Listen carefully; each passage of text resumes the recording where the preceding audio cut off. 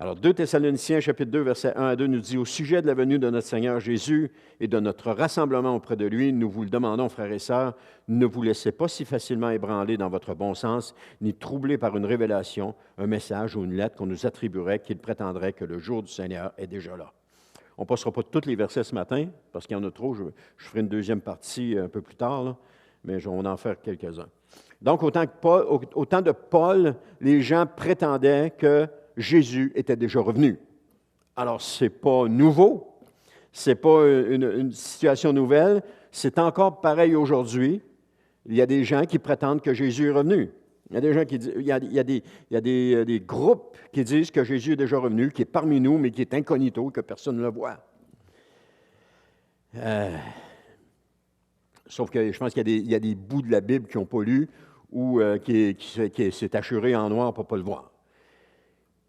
Alors, ce que l'apôtre Paul dit aux Thessaloniciens, c'est ne pas se laisser si facilement ébranler dans leur bon sens, ni se laisser troubler par une révélation, un message ou une lettre qui prétendrait que le jour du Seigneur serait déjà là. Alors, si c'est ce que vous croyez, que le jour du Seigneur est déjà là, c'est ce que Paul est en train d'écrire, que là, non, c'est pas ça. Là. Parce que ce n'est pas demain que ça va se passer. Et ce même message nous est adressé à la fin, dans ces jours de la fin. Parce que les gens disent encore la même chose. Hein? Ils disent encore, d'où l'importance de toujours vérifier dans la parole de Dieu si ce qu'on vous dit est conforme. C'est ce que je suis en train de vous dire. Est-ce que c'est conforme? Toujours vérifier. C'est notre responsabilité. Parce que si on ne vérifie jamais, qu'on croit tout ce qui nous est dit, bien, on risque de se faire enfiroiper. Je ne sais pas si c'est un mot français, mais on risque de se faire embobiner.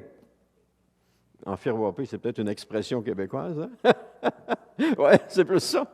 On risque de se faire embobiner, puis de se faire avoir. Toujours vérifier. D'où l'importance de vérifier, hein? Toujours s'assurer que le fondement qui nous est dit est biblique. Des fois, il y a des gens qui avancent des choses et on ne pose pas la question pour dire, c'est peut-être pour ça qu'on dit, on limite de ne pas prendre de questions dans l'Église. C'est peut-être pour ça que les gens ne posent pas de questions, parce que, ou que le prédicateur ne veut pas avoir de questions parce qu'il sera obligé de justifier ses points, puis tout d'un coup, les gens se rendraient compte, ouais, c'est boiteux un petit peu son affaire, là. C'est facile à voir. Avec un petit peu de discernement, on s'en rend bien compte que c'est boiteux, là. Ça ne prend pas grand-chose pour le voir, là. Alors, si vous voulez poser des questions, vous gênez-vous pas, allez-y. Et si vous avez l'impression que c'est boiteux, mon affaire, vous ferez, ouais, je vais aller vérifier moi-même. Parce qu'effectivement, c'est très à faire attention, puis surtout aujourd'hui. Et c'est pour ça, quand on écoute un prédicateur sur Internet, qu'on ne connaît pas sa vie, on ne connaît pas le personnage, on ne connaît rien de lui, puis qu'on garde tout ce qu'il dit, on a un problème, là. On a un sérieux problème. Parce qu'on peut se faire passer n'importe quoi.